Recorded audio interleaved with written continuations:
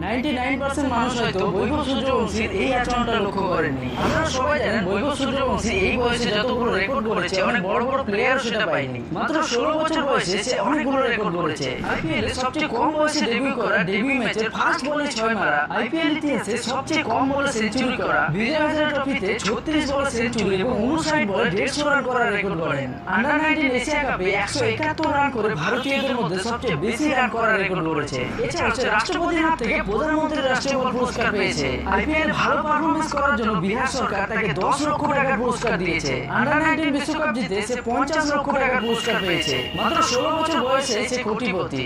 বর্তমানে বৈভব সূর্যবংশীকে সারা দেশের মানুষ চেনে। এত বড় সাফল্যের পর তার মনে কোনো অহংকার নেই। তার চেয়ে বড় বড় প্লেয়ারদের অনেক সম্মান করেন। যেমন এই ভিডিওতে দেখতে পাচ্ছেন বৈভব সূর্যবংশী কেকেআর এর কোচের কাছে যায় এবং তার পা ছুঁয়ে প্রণাম করে। একইভাবে যখন এমএস ধোনির কাছে যায় তখনও তার পা ছুঁয়ে প্রণাম করে। এই জন্যই